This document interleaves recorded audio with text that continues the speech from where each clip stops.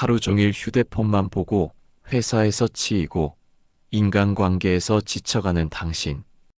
혹시 진짜 행복이 뭔지 모른 채 살고 있지는 않나요? 사실 요즘 들어서 더 절실하게 느끼는 게 있어요. 우리는 정보의 홍수 속에서 살고 있으면서도 정작 진짜 중요한 것이 뭔지 모르겠다는 생각이 들 때가 많잖아요. SNS를 보면서 남과 비교하고 성과에만 매몰되고 진정한 의미를 찾지 못한 채 그냥 하루하루를 버텨나가는 이런 모습이 낯설지 않으실 거예요. 그런데 놀라운 건 이런 고민들이 사실 새로운 게 아니라는 거예요. 2500년 전 춘추 전국 시대, 그 혼란스러운 시대를 살았던 공자와 맹자도 똑같은 문제들과 씨름했거든요. 어떻게 살아야 하는가? 무엇이 진정한 행복인가? 어떤 사람이 되어야 하는가? 이런 근본적인 질문들 말이죠. 바로 이 두 선생님이 남긴 지혜의 말씀들이 우리가 매일 부딪히는 현실의 벽들 속에서 길을 잃고 헤매고 있을 때 등대 같은 역할을 해줄 수 있습니다. 그들의 말 한마디 한마디가 오늘 밤 당신의 인생을 완전히 바꿔놓을 수도 있어요. 오늘 제가 여러분께 들려드릴 이야기들은 단순한 옛날 이야기가 아닙니다. 지금 이 순간 우리가 직면한 현실적인 문제들에 대한 실용적인 해답들이에요. 함께 하나씩 살펴보시죠. 첫 번째 지혜하기 시습지 불영여로요. 배우고 때때로 익히면 또한 기쁘지 아니한가. 이 말을 처음 들으면 그냥 공부하라는 뻔한 얘기 같죠? 하지만 여기에는 정말 깊은 의미가 숨어 있어요. 공자가 말한 학은 단순히 책상에 앉아서 하는 공부가 아니에요. 인생 전체가 배움의 연속이라는 뜻이거든요. 요즘 우리는 학교를 졸업하면 배움이 끝났다고 생각하는 경우가 많아요. 하지만 진짜 배움은 그때부터 시작되는 거예요. 직장에서 겪는 인간관계, 가족과의 갈등, 예상치 못한 시행착오들. 이 모든 게 다 배움이에요. 그리고 시습이라는 표현도 중요해요. 때때로 익힌다는 건 한 번 배운 걸로 끝이 아니라 계속해서 반복하고 체화한다는 의미예요. 예를 들어 우리가 인내라는 덕목을 머리로는 알고 있지만 실제 화가 날 때 인내를 실천하는 건 전혀 다른 문제죠. 그래서 반복해서 연습하고 실패하고 다시 시도하는 과정이 필요한 거예요. 제가 아는 한 분은 매일 아침 출근하면서 지하철에서 책을 읽으세요. 10년째 그 습관을 유지하고 계시는데 그분 말씀이 매일 조금씩 배우니까 세상이 점점 재미있어진다고 하시더라고요. 이게 바로 불영여로 기쁘지 아니한가의 진짜 의미인 것 같아요. 직장 생활에서 새로운 프로젝트에 투입될 때 관련 지식을 습득하고 매뉴얼을 읽는 것도 학이지만 실제 업무를 진행하며 발생하는 예상치 못한 문제들을 해결하는 과정 자체가 시습입니다. 예를 들어 팀원 간의 갈등이 발생했을 때 심리학 서적에서 배운 소통 기술을 실제로 적용해보고 실패하면 다른 방법을 시도하는 과정이 바로 학이 시습지입니다. 이렇게 문제 해결 능력이 쌓이고 동료들과의 관계가 개선될 때 그 속에서 오는 성취감과 기쁨이 불영여로인 거죠. 개인적인 취미 생활에서 기타를 배우기 시작했다고 해봅시다. 처음에는 악보 보는 법, 코드 잡는 법을 학합니다. 하지만 매일 꾸준히 30분씩 연습하지 않으면 손가락은 굳고 실력은 늘지 않아요? 그렇게 반복적인 연습을 통해 서툴렀던 연주가 조금씩 자연스러워지고 마침내 한 곡을 완성했을 때 느끼는 만족감은 무엇과도 바꿀 수 없습니다. 이처럼 배운 것을 꾸준히 실천하는 과정에서 삶은 더 풍요로워지고 즐거워집니다. 자기 개발에서 아침형 인간이 되겠다고 결심했다고 가정해 봅시다. 성공 사례들을 읽고 일찍 일어나기 위해 알람을 맞추는 것부터 시작합니다. 처음 며칠은 실패할 수도 있지만 포기하지 않고 계속 시도합니다. 시습. 그러다 보면 점차 습관이 잡히고 아침에 얻은 시간으로 독서나 운동 등 자신을 위한 시간을 보낼 수 있게 되죠. 이처럼 작은 습관을 반복적으로 실천하여 삶의 긍정적인 변화를 만들어내는 것 또한 이 지혜의 실천입니다. 두 번째 지혜, 옹고지신. 옛 것을 익혀 새 것을 안다. 이 말도 정말 현대적이에요. 요즘 우리는 새로운 것만 쫓아가느라 정신이 없잖아요. 새로운 트렌드, 새로운 기술, 새로운 앱. 하지만 정작 기본기는 부실한 경우가 많아요. 공자는 이미 2500년 전에 진짜 혁신은 기본에서 나온다는 걸 알고 있었어요. 옛 것을 제대로 이해하고 소화해야 진짜 새로운 것을 창조할 수 있다는 거죠. 실리콘밸리의 스티브 잡스도 비슷한 말을 했어요. 창의성이란 기존의 것들을 연결하는 것이라고요. 결국 새로운 것도 기존의 지식과 경험이 바탕이 되어야 탄생할 수 있는 거예요. 예를 들어 요리를 생각해 보세요. 기본적인 칼질도 못하고 간도 못 맞추는데 퓨전 요리를 만들겠다고 하면 어떻게 될까요? 결국 엉성한 결과만 나올 거예요. 기본기가 탄탄해야 응용도 자유롭게 할 수 있는 거죠. 우리 인생도 마찬가지예요. 기본적인 인간관계의 예의, 성실함, 정직함 같은 고전적 가치들을 제대로 익혀야 복잡한 현대 사회에서도 중심을 잃지 않을 수 있어요. 기술 분야에서 스마트폰을 만든 스티브 잡스는 단순히 새로운 기술을 개발한 것이 아니에요. 그는 동양의 선 사상에서 영향을 받아 디자인의 본질인 단순함을 추구했어요. 또한 글자체 디자인 수업을 들었던 과거의 경험을 바탕으로 다양한 폰트를 아이폰에 적용해 시각적인 혁신을 이뤄냈죠. 이처럼 과거의 지혜와 경험을 새로운 기술에 접목하여 혁신적인 제품을 탄조한 것이 옹고지신의 완벽한 예시입니다. 예술 분야에서 퓨전 한식 레스토랑을 운영하는 셰프를 생각해 보세요. 그는 전통적인 한식 조리법, 옛 것을 완벽하게 익힌 후 서양의 조리 기술이나 식재료, 새 것을 접목해 독창적인 요리를 만들어냅니다. 기본이 탄탄하지 않았다면 어색한 맛의 조합에 그쳤겠지만 옛 것을 깊이 이해했기 때문에 기존에 없던 새로운 맛을 창조할 수 있었던 거죠. 개인적인 문제 해결에서 직장 상사와의 관계에서 어려움을 겪고 있다고 가정해 봅시다. 단순히 상사가 나쁘다고 불평하기보다 과거에 비슷한 상황을 어떻게 해결했는지 혹은 관련 책에서 읽은 내용을 떠올려 봅니다. 그리고 현재 상황에 맞게 새로운 해결책, 지신을 시도하는 거죠. 이처럼 과거의 경험과 지식을 현재의 문제에 적용하여 더 나은 해결책을 찾는 것이 옹고지신의 실천입니다. 세 번째 지혜, 삼성오신. 하루에 3번 내 몸을 돌아본다.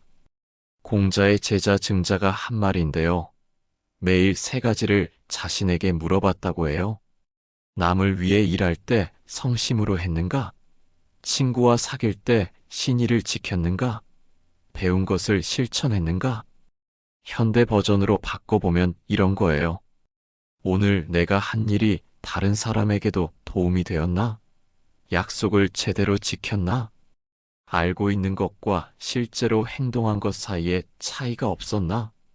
요즘 우리는 너무 바빠서 반성할 시간도 없어요. 그냥 하루하루 지나가는 대로 살고 뭔가 잘못되었을 때만 뒤늦게 후회하죠. 하지만 매일 조금씩이라도 자신을 돌아보는 시간을 갖는다면 어떨까요? 저는 개인적으로 잠들기 전에 오늘 하루를 되돌아보는 시간을 가져요. 5분 정도만 투자해도 오늘 저 사람한테 좀 더 친절하게 대할 걸, 내일은 좀 더 집중해서 일해보자 같은 생각들이 정리되더라고요. 이렇게 꾸준히 자신을 돌아보다 보면 같은 실수를 반복하지 않게 되고 점점 더 나은 사람이 될 수 있어요. 이게 바로 성장이죠. 매일 밤 5분 성찰, 하루를 마감하기 전 침대에 누워 5분 정도 눈을 감고 오늘 있었던 일을 떠올려 보세요. 오늘 내가 누군가에게 상처를 주는 말을 하지는 않았나? 나 자신에게 약속했던 일들을 잘 지켰나? 배웠던 것을 실제로 적용해 보려고 노력했나? 와 같은 질문들을 스스로에게 던져보는 거죠. 거창할 필요는 없습니다. 작은 반성을 통해 내일은 좀 더 친절하게 말해야겠다. 내일은 퇴근 후 운동을 꼭 해야겠다 같은 다짐을 하는 것만으로도 충분합니다. 성과 관리에서의 적용. 팀 프로젝트가 끝난 후 동료들과 함께 프로젝트 회고 시간을 가지는 것도 삼성 오신의 집단적 실천입니다. 이번 프로젝트에서 우리가 잘했던 점은 무엇이고 아쉬웠던 점은 무엇인가? 다음에는 어떤 부분을 보완해야 할까? 와 같은 질문들을 통해 모두가 함께 성장하는 계기를 마련할 수 있습니다. 가계부 작성은 단순히 돈의 흐름을 기록하는 것 외에 가계부 앱에 오늘의 소비, 반성 같은 메모 기능을 활용해 보는 것도 좋은 방법입니다. 오늘 충동적으로 산 물건이 있었나? 이 소비가 정말 나에게 필요했나? 와 같이 스스로에게 질문하며 소비 습관을 되돌아보는 거죠. 이렇게 꾸준히 반성하다 보면 불필요한 소비를 줄이고 자신에게 더 의미 있는 곳에 돈을 쓸 수 있게 됩니다. 네 번째 지혜, 맹자의 사단지심. 맹자는 인간에게는 네 가지 마음의 단초가 있다고 했어요. 측은지심, 측은한 마음, 수오지심, 부끄러워하는 마음, 사양지심, 양보하는 마음, 시비지심, 옳고 그름을 가리는 마음이죠. 특히 측은지심에 대한 맹자의 예시가 정말 인상적이에요. 아이가 우물에 빠지려는 걸 보면 누구나 깜짝 놀라며 구하려 한다. 이건 그 아이 부모와 친해지려거나 동네 사람들에게 칭찬받으려거나 아이 울음소리가 싫어서가 아니다. 그냥 순수한 측은한 마음 때문이다. 이 이야기를 현대로 옮겨보면 어떨까요? 지하철에서 노인이 넘어지면 자연스럽게 일으켜드리고 길에서 우는 아이를 보면 괜찮냐고 물어보고 이런 게 다 측은지심의 발현이에요. 하지만 요즘 우리는 어떤가요?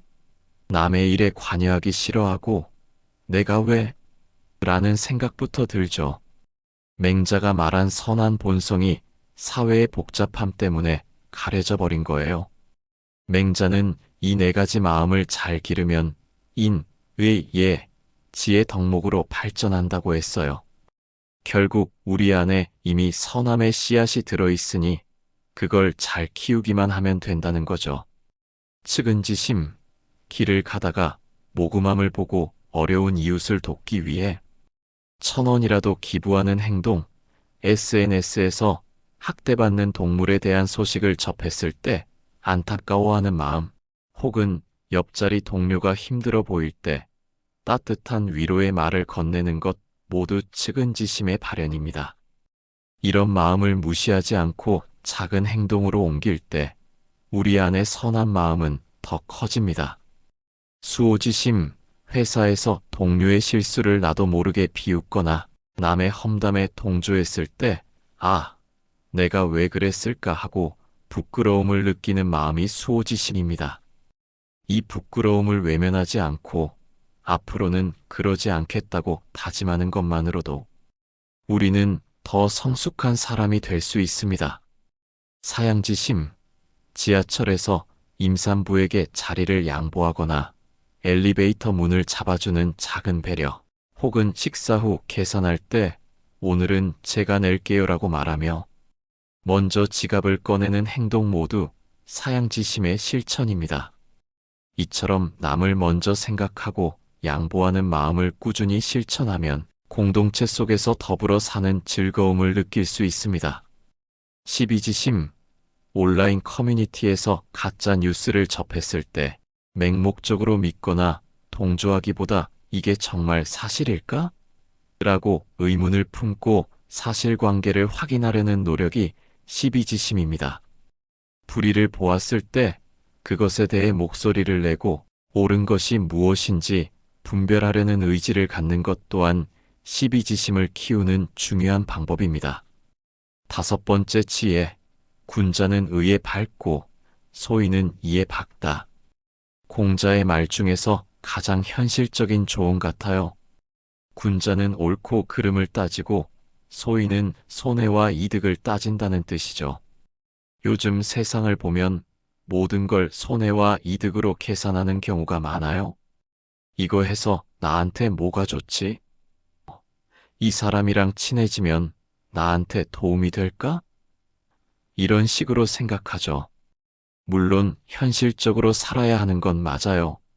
하지만 모든 걸 이해타산으로만 접근하면 진정한 관계도 진정한 만족도 얻기 어려워요. 제가 아는 어떤 사업가 분은 사업을 할 때 항상 이게 옳은 일인가? 를 먼저 생각한다고 해요. 단기적으로는 손해를 볼 수도 있지만 장기적으로 보면 그런 원칙이 더 큰 신뢰와 성공을 가져다 준다고 하시더라고요. 이게 바로 의로운 삶이 주는 힘이에요. 눈앞의 작은 이익에 흔들리지 않고 큰 그림을 볼 수 있게 해주는 거죠. 직장 내에서 상사가 부당한 업무 지시를 내렸을 때 당장의 불이익이 두려워 그 지시를 따르기보다 용기를 내어 잘못된 점을 지적하는 행동이 의에 따라 행동하는 것입니다.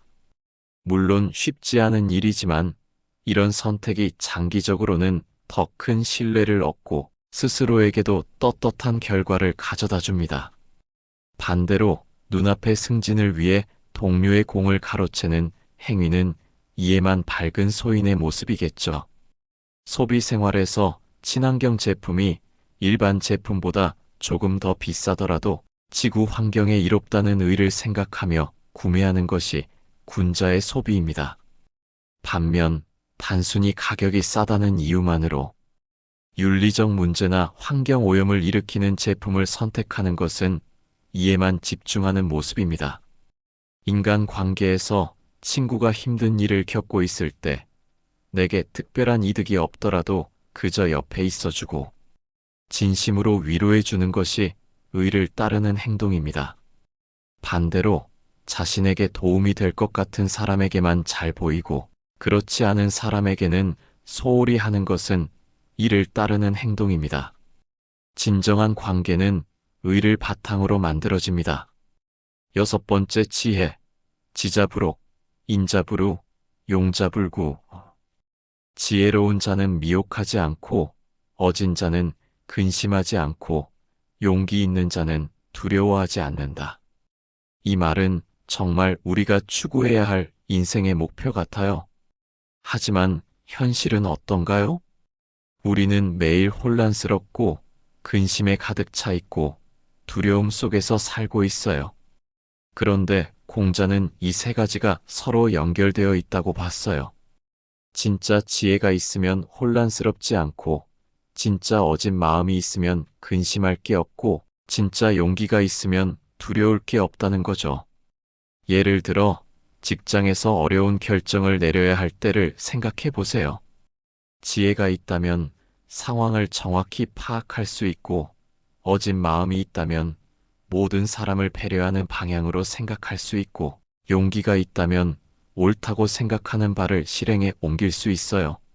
물론 하루아침에 이런 경지에 도달할 수는 없어요. 하지만 매일 조금씩이라도 이 방향으로 노력한다면 점점 더 흔들리지 않는 내적 평안을 얻을 수 있을 거예요. 지자부록, 지혜로운 자는 미혹하지 않는다.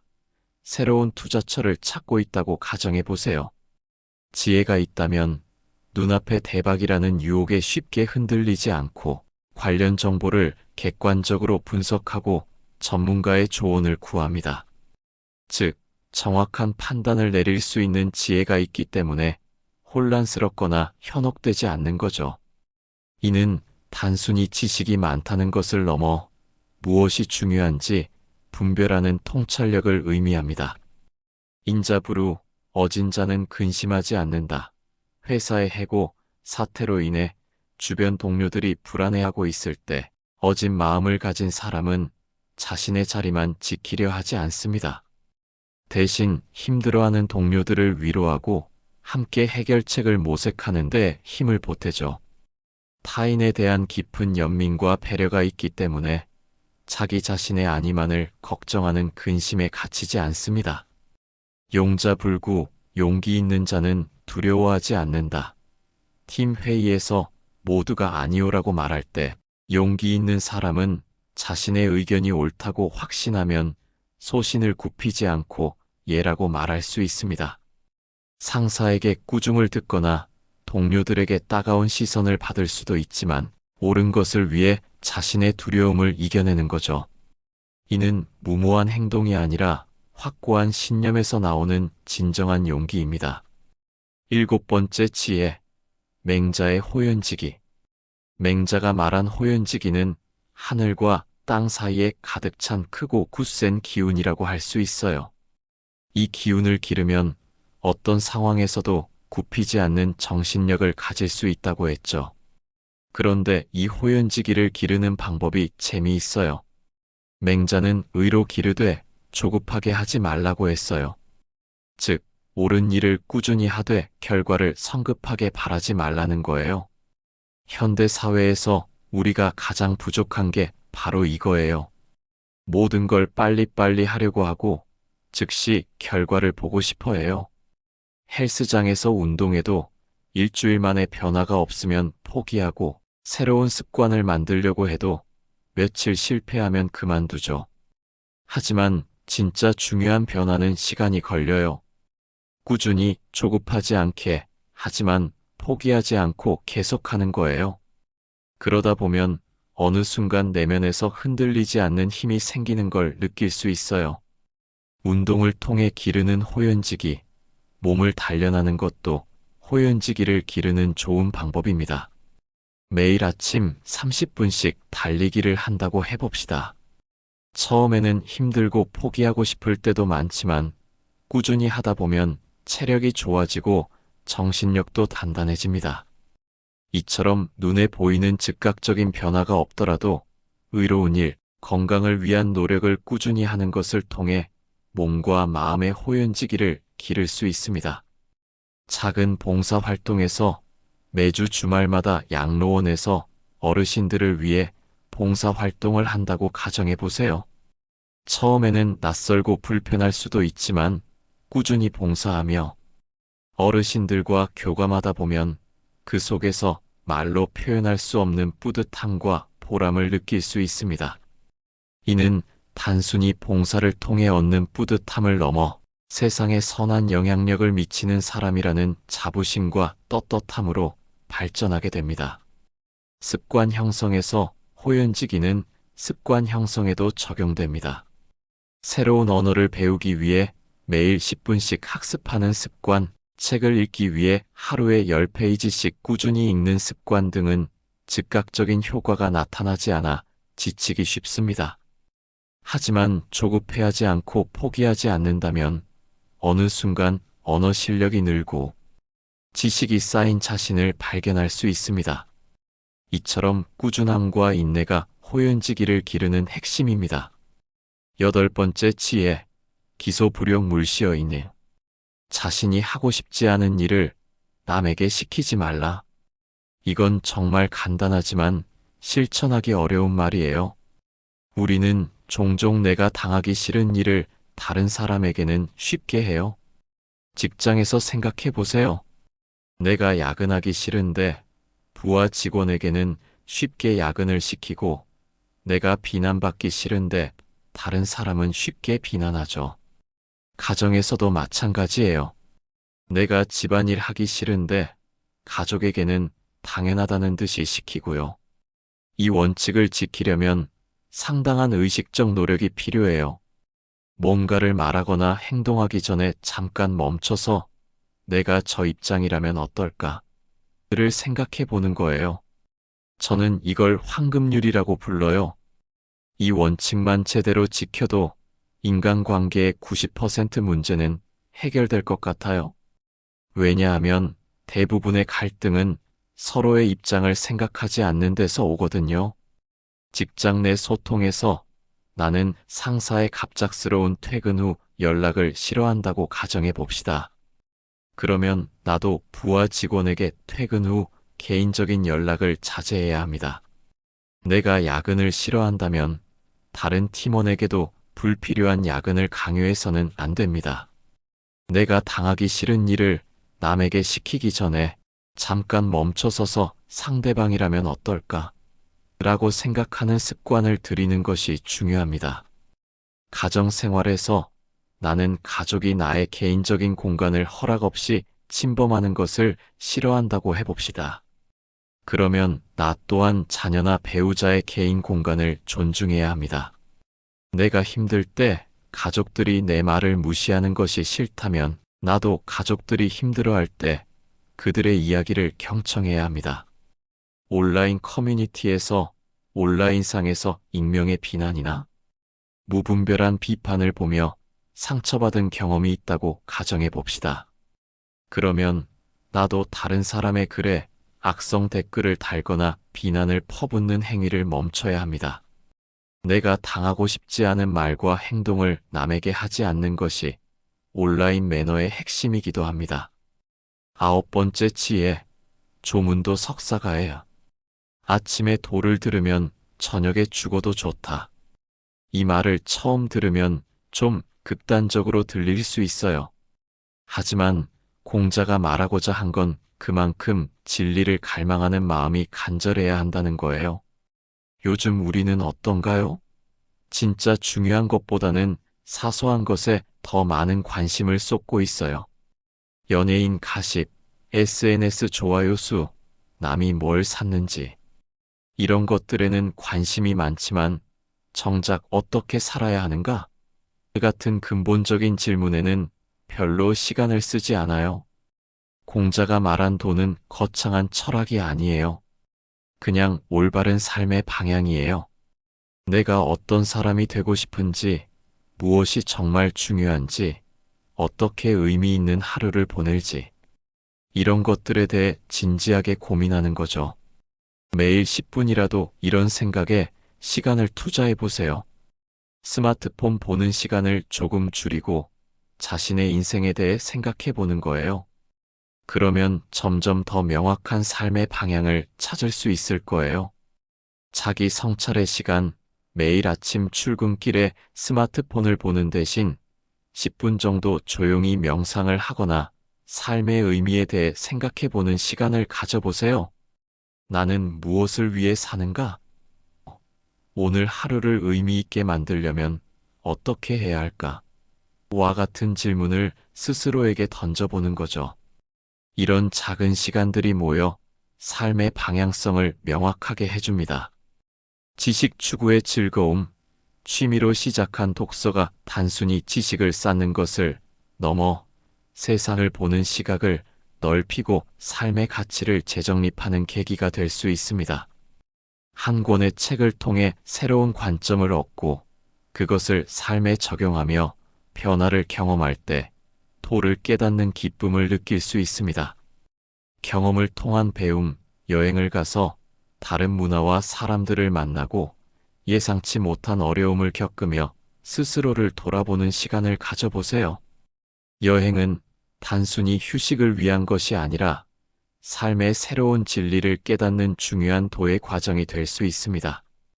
10번째 지혜, 맹자의 민익이, 사직차지, 군의경. 백성이 가장 소중하고 나라가 그 다음이며 임금이 가장 가볍다. 이 말은 정말 혁명적이에요.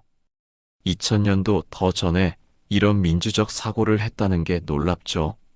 맹자는 권력자보다 일반 사람들이 더 소중하다고 명확히 말했어요. 현대에 적용해보면 조직에서 가장 중요한 건 일선에서 실제 일하는 사람들이라는 거예요. CEO나 임원들은 그들을 지원하는 역할이어야 한다는 거죠. 하지만 현실은 어떤가요? 여전히 많은 조직에서 위계 질서가 강하고 아래 사람들의 의견은 무시되는 경우가 많아요. 맹자의 이 가르침을 따른다면 리더십의 본질은 권력을 행사하는 게 아니라 사람들을 섬기는 것이어야 해요. 가정에서도 마찬가지예요. 부모가 자녀보다 우위에 있다고 생각하기보다는 자녀를 독립된 인격체로 존중하고 그들의 성장을 돕는 역할을 해야 하는 거죠. 기업 리더십에서 리더는 구성원들이 각자의 역할을 충분히 발휘할 수 있도록 지원하고 그들의 목소리에 귀 기울여야 합니다.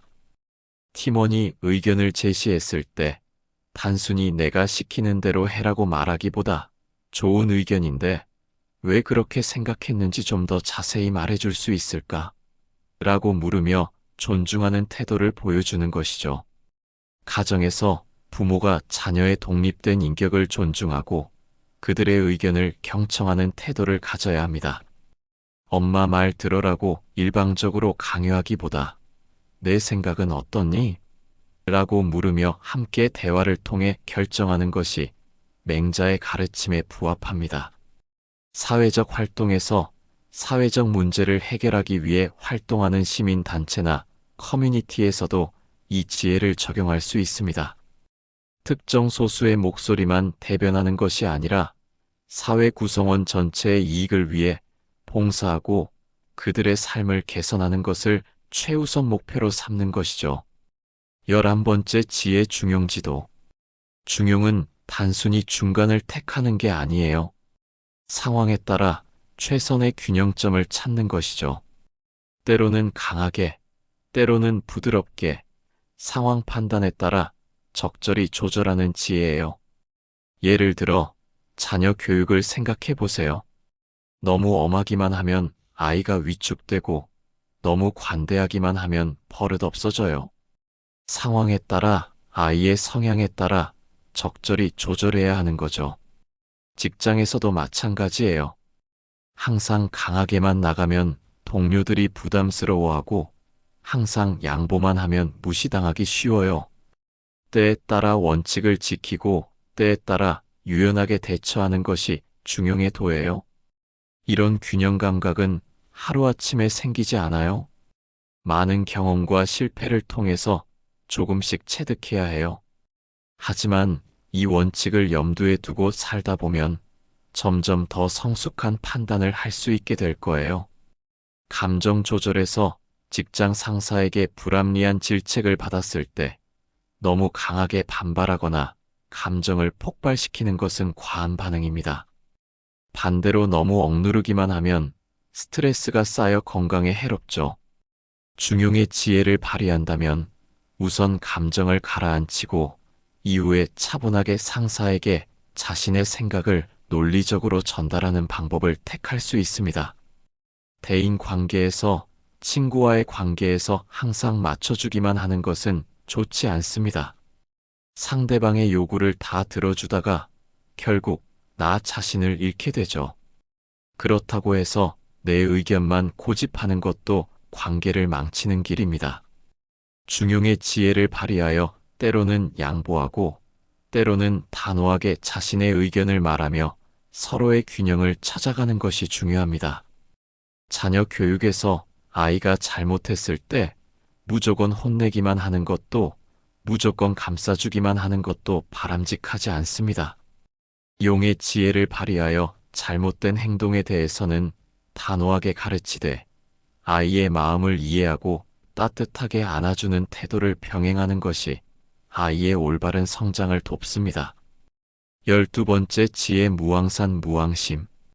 맹자가 말한 무왕산 무왕심은 생업항산이 없으면 안정된 마음앙심도 없다는 뜻이에요. 쉽게 말해 먹고 사는 문제가 해결되지 않으면 도덕적 마음을 유지하기 어렵다는 거죠. 이 말을 오해해서 돈이 있어야 좋은 사람 될 수 있다고 생각하기 쉽지만 맹자의 의도는 그게 아니었어요. 맹자는 지도자가 백성의 경제적 안정을 보장해야 한다는 것을 강조했어요. 백성들이 최소한의 생계가 보장되어야만 예의를 지키고 도덕적인 삶을 살 수 있다는 뜻이죠. 현대 사회를 살아가는 우리에게도 이 지혜는 중요해요.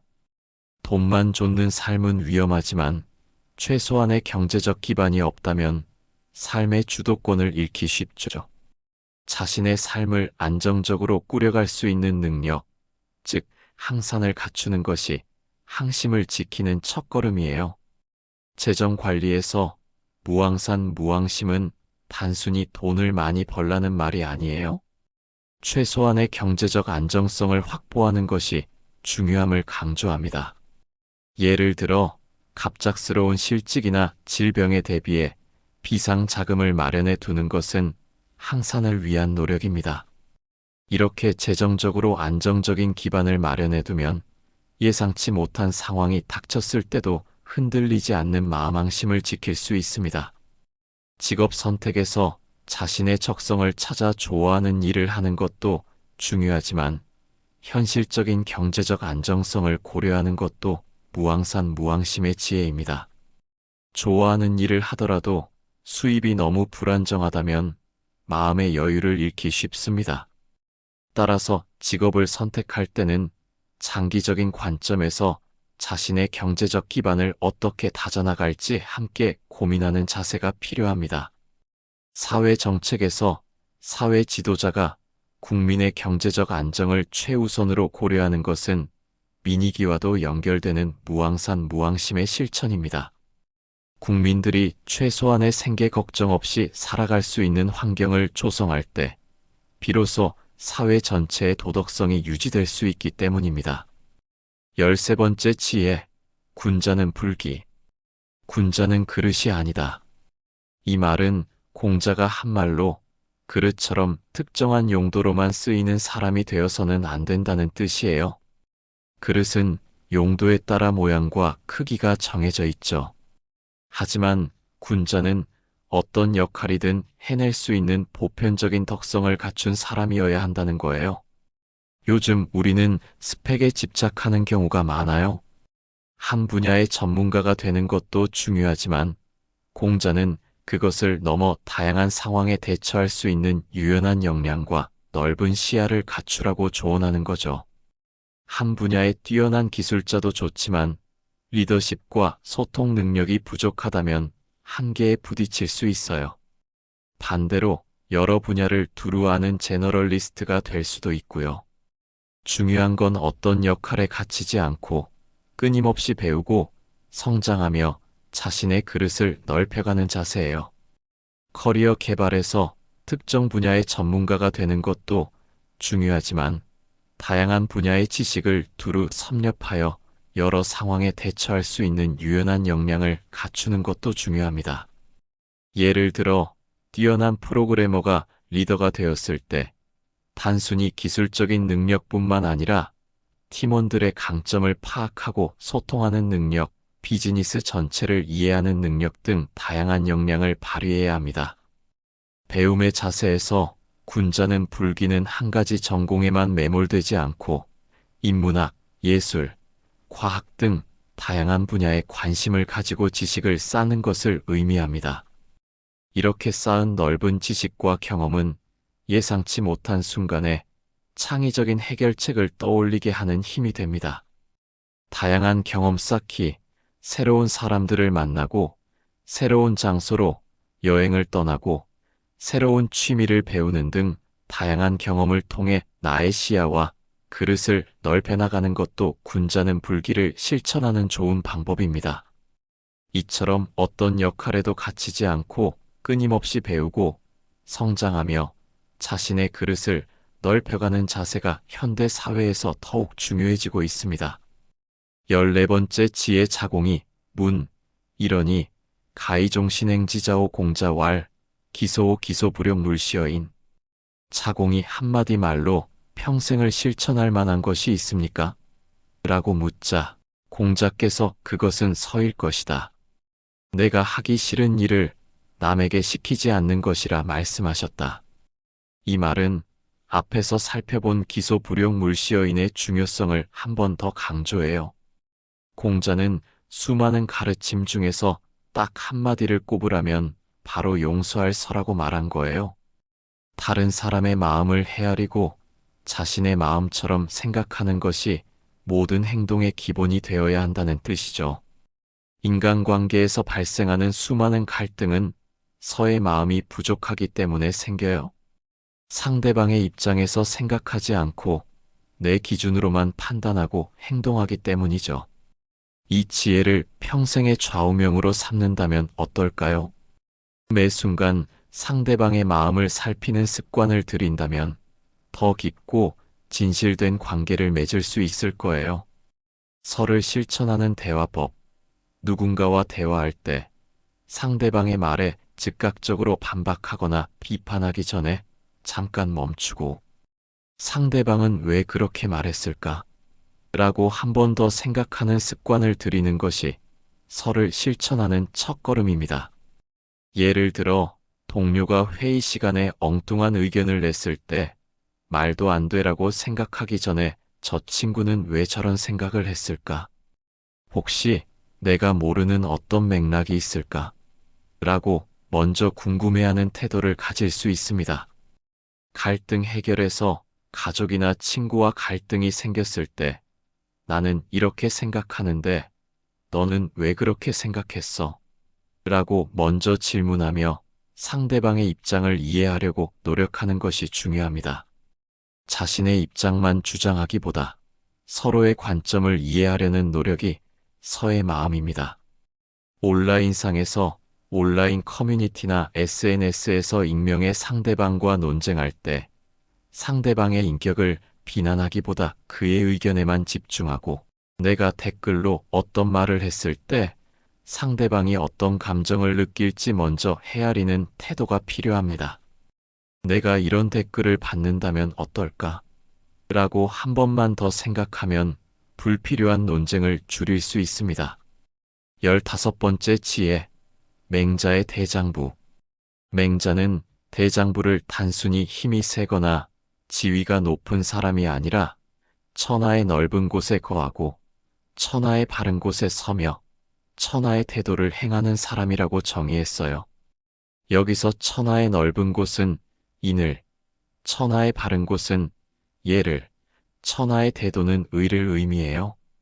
맹자가 말하는 진정한 대장부는 부귀와 권력에 흔들리지 않고 어려운 상황 속에서도 자신의 원칙과 신념을 굽히지 않는 사람이에요. 우리는 살면서 수많은 유혹과 압박에 시달려요. 돈과 명예를 쫓거나 남들의 시선에 맞춰 살아가기도 하죠. 하지만 맹자는 그런 것들에 흔들리지 않고 스스로의 올바른 신념에 따라 떳떳하게 살아가는 사람이야말로 진정한 대장부라고 말해요. 이 가르침은 우리에게 묻고 있어요. 나는 어떤 삶을 살고 있는가? 나는 과연 대장부인가? 라고요. 회사에 큰 위기가 닥쳤을 때 대장부는 자신의 책임을 회피하거나 남 탓을 하지 않습니다. 대신 정직하게 문제의 원인을 파악하고 최선을 다해 해결책을 모색합니다. 당장의 손해를 감수하더라도 원칙을 지키며 상황을 타개하려는 의지가 바로 대장부의 모습입니다. 일상의 작은 선택에서 대장부는 거창한 영웅의 모습만은 아닙니다.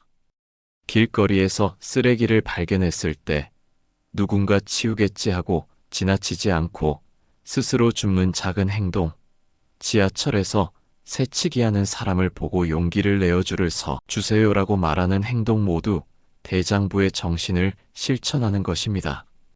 자신의 신념을 지키는 삶, 대다수가 선호하는 길이 아니라 내가 옳다고 믿는 길을 묵묵히 걸어가는 삶이 대장부의 삶입니다.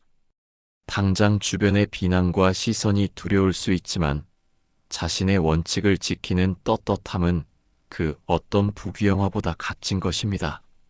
지금까지 공자와 맹자의 가르침을 함께 살펴봤는데요. 어떠셨나요?